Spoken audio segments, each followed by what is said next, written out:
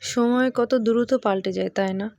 আসলে আমরা সময়ের জন্য অপেক্ষা করে থাকি। সময় কখনোই আমাদের জন্য অপেক্ষা করে থাকে না। এই টেবিলটা হয়তোবা আমার বোনের কিংবা আমার। কারণ আমাদের ২ বোনের সবকিছুই একই রকমই থাকতো। বাবা একই রকমই কিনে দিত। এই টেবিলটাতে আমি পড়াশোনা করছি বা আমার বোন পড়াশোনা করছে। এখন আমাদের ২ বোনের বিয়ে হয়ে গেছে। যে যার সংসার নিয়ে ব্যস্ত, লাইফ নিয়ে ব্যস্ত।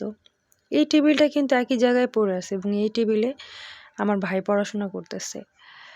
দেখেন, টেবিলটার জায়গায় পড়ে আছে, কিন্তু বই চেঞ্জ হচ্ছে, মানুষ চেঞ্জ হইতেছে, পড়াশোনার মান, ধরন সবকিছুই চেঞ্জ হইতেছে, মানুষের নিয়মও চেঞ্জ হইতেছে। তো এই টেবিলটা একই জায়গায় রয়ে গেছে। হয়তোবা এই টেবিলটা আমার মা খুব যত্ন সহকারে রাখছেন, ভালোভাবে যত্ন করে রাখছে দেখে এই টেবিলটা এখনও সুন্দর আছে, এখনও পরিষ্কার পরিচ্ছন্ন করে রাখছে। কারণ কি দেখেন, এখানে একটু উল্টাপাল্টা লাগলেও আমরা যখন মেয়েরা একটা জায়গায় থাকি না কেন, আমরা সবকিছু সাজায় রাখি, গুছায় রাখি। কিন্তু যেহেতু আমার ভাই এখানে পড়াশোনা করতেছে, ও তো একটা ছেলে মানুষ। ও তো ওইভাবে রাখতে পারতেছে না।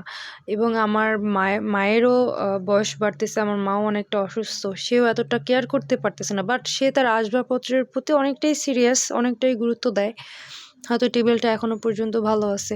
অ্যান্ড আমার মা যদি আরও যত্ন সহকারে রাখে এবং ভালো থাকে টেবিলটা, হয়তোবা আমার ভাইয়ের ছেলে-মেয়ে এখানে পড়াশোনা করতে পারে। কারণ আমি বা আমার বোন, আমাদের বাচ্চা-কাচ্চা তো এখানে আসার কোনো সুযোগই নেই। কারণ যে যার শ্বশুরবাড়িতেই থাকি। আমাদের লাইফস্টাইল ওইখান থেকেই শুরু হইছে, জার্নি ওইখান থেকেই শুরু হইছে। কিন্তু আমার ভাই এবং ওর বাচ্চা-কাচ্চা হয়তোবা। আর সত্যি কথা বলতে কি, আমার মার এটা খুব ভালো একটা গুণ যে আমার মা পুরনো জিনিসে খুব বাছতে ভালোবাসে।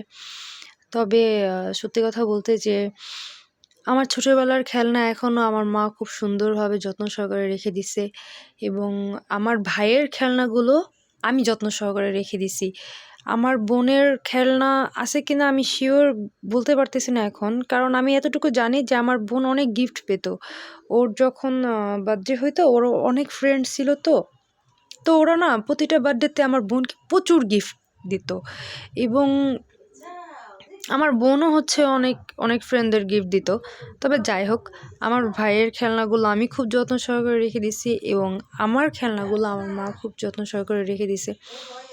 আর আমার মায়ের আরেকটা ভালো গুণ আছে, সে খুব হাতের কাজ পারে।